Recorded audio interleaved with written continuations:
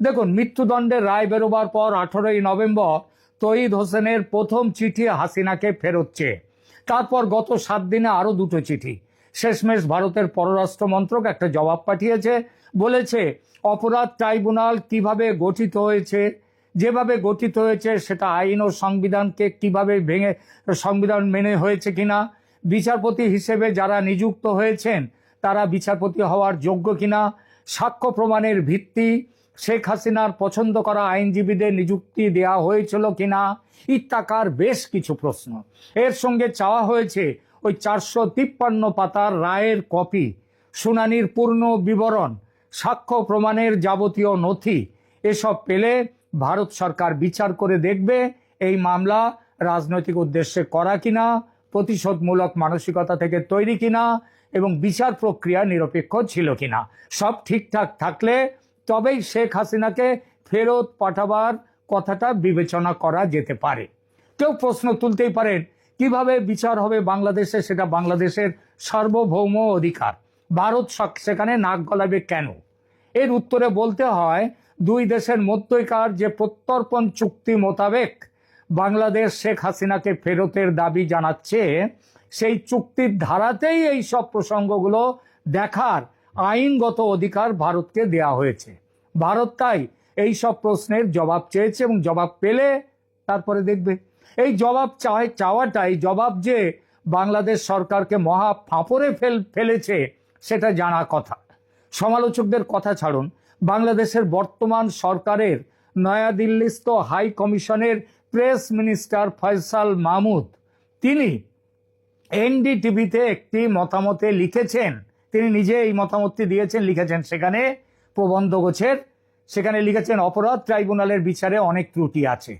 তিনি যে ত্রুটিগুলোর কথা স্বীকার করেছেন তার মধ্যে প্রধান হচ্ছে ন্যায্য বিচারের মান পূরণে ব্যর্থতা, যার সমালোচনা করেছে human rights watch, amnesty international সহ বহু আন্তর্জাতিক প্রতিষ্ঠান। তিনি নিজে কথাগুলো বলেছেন, এমনকি একই অভিযোগ করেছে জাতিসংঘ। আর তার প্রবন্ধে এই অভিযোগগুলো স্বীকার করে নিয়েছেন ফয়সাল মাহমুদ, করে নিয়ে বলেছেন এটা জনতা চাইছে তার বিচার। মানেটা কি দাঁড়ালো? ইউনূসের নিজের লোক বলছেন বিচার প্রক্রিয়া ন্যায়সঙ্গত হয়নি, অন্যায্য হয়েছে। সুতরাং কাগজপত্র সব হাতে পাওয়ার পর ভারত যে শুধু হাসিনাকে ফেরত পাঠানো হবে না এই কথাটি বলে যে শুধু চুপ হয়ে যাবে তা নয়, কিভাবে এই বিচার হয়েছে তার পুরো ডকুমেন্ট চলে যাবে, সারা পৃথিবীতে ছড়িয়ে দেওয়া হবে, শেখ হাসিনার কাছে পৌঁছে যাবে, যাতে ইন্টারন্যাশনাল ক্রিমিনাল কোর্টে বা আইসিসিতে ভালোভাবে মামলা দাখিল করতে পারেন শেখ হাসিনা।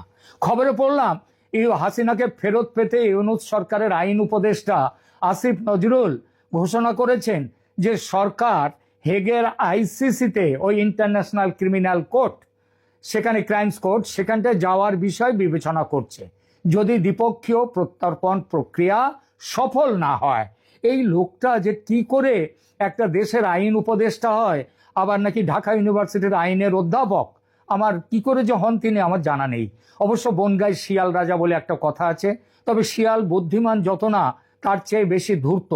এই আসিফ নজরুল বুদ্ধিমান নয়, তবে ধূর্ত নিশ্চয়ই, এবং রং পাল্টানোর মাস্টার। তিনি গিরগিটি প্রজাতির, সে পাল্টান, কিন্তু তিনি জানেন না যে আইসিসিতে তিনি যাওয়ার আগেই মামলা উঠে গেছে আইসিসিতে। যারা জানেন না তারা শুনে রাখুন, শেখ হাসিনা স্বয়ং এবং তার দল ইতিমধ্যে আইসিসিতে চলে গেছেন। 28 অক্টোবর 2024 সালে একজন লন্ডন ভিত্তিক বাংলাদেশি ব্রিটিশ আইনজীবী মোহাম্মদ আশরেফুল আরেফিন, তিনি আইসিসিতে হাসিনা এবং 69 জন অন্যান্য সহযোগীর বিরুদ্ধে একটি মামলা দাখিল করেন। এই অভিযোগটি আর্টিকেল 15 অধীনে ফাইল করা হয়েছিল, যা রোম স্ট্যাটিউট অনুযায়ী ব্যক্তিদের সরাসরি আইসিসি প্রসিকিউটরের কাছে তথ্য জমা দেওয়ার অনুমতি দেয়। এই মামলায় আওয়ামী লীগের পক্ষ থেকে কাউন্টার কমপ্লেন করা হয়, কাউন্টার এফিডেভিট নয়, কাউন্টার কমপ্লেন এর প্রতিক্রিয়ায় করা হয়। শেখ হাসিনার আওয়ামী লীগ পার্টি নিজেদের দিক থেকে এই মামলাটি ফাইল করেছে।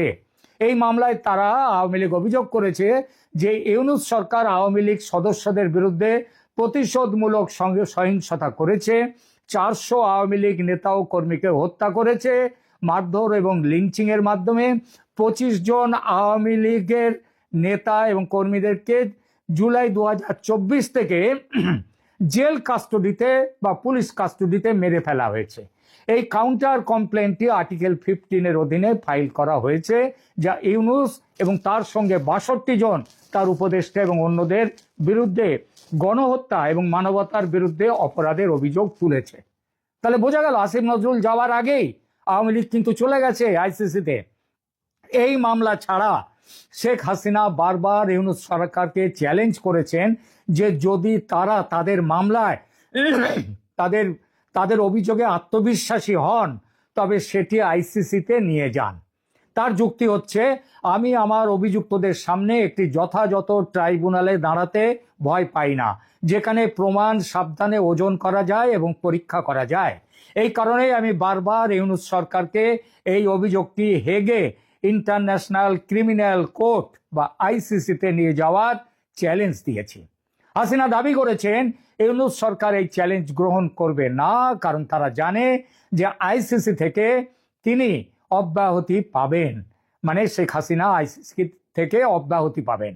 সরকার আরও ভয় পায় যে আইসিসি ইউনূসের সরকারের নিজেদের মানবাধিকার লঙ্ঘন রেকর্ডটাও পরীক্ষা করবে। এরপরেও কি আসিফ নজরুল আর ওই হেগের আইসিসিতে যাওয়ার কথা বলবেন? বলাও উচিত নয়, তবে পাবলিককে গরম রাখতে বলতেই পারেন। পাগলা কুকুর বড় জ্বালাতন করছে। একে তো হাসিনার মামলা, হাসিনাকে ফেরত দেওয়া নিয়ে, তার উপর সেই জঙ্গিদের স্বর্গরাজ্য করে তুলেছে। তারা সব ভয় দেখাচ্ছে। ওই সরকারের নানান লোক তারা ভারতের নানান অংশকে নিজেদের ম্যাপে দেখাচ্ছে। তারা সেখান থেকে জঙ্গিদেরকে ভারতে পাঠাবার ষড়যন্ত্র করছে আইএসআই এর মাধ্যমে। সুতরাং পাগলা কুকুর বড় জ্বালাতন করছে। কাকে কখন কোথায় কামড়াবে বিশ্বাস নেই। তাই কুকুর পাগলা হলে যা করা হয় সাধারণ ক্ষেত্রে, তাই করতে মন ঠিক করে ফেলেছে এবার ভারত। সেটা কি? সেটা হলো কুকুরকে মেরে ফেলা। এরই আলটিমেটাম নিয়ে গেছেন বাংলাদেশের জাতীয় নিরাপত্তা উপদেষ্টা খলিলুর রহমান মহাশয় আমাদের অজিত ডোভালের কাছ থেকে। ভারতের সহ্যের সীমা পেরিয়ে গেছে, গত 1.5 বছরে পেরিয়ে গেছে। যে কোনো মুহূর্তে সামরিক অভিযান এবার হবে বাংলাদেশে, এই বার্তাটি পৌঁছে গেছে মিয়া ইউনূসের কাছে। সেখান থেকে পৌঁছে গেছে সেনাপ্রধান জেনারেল ওয়াকারুজ্জামানের কাছে, যিনি বর্তমানে আবার ইউনূসের অন্যতম দক্ষিণ কিংবা বাম হস্ত হয়ে গেছেন। এবং তার প্রেক্ষিতে কিন্তু পাগলেও তো নিজের ভালো বোঝে।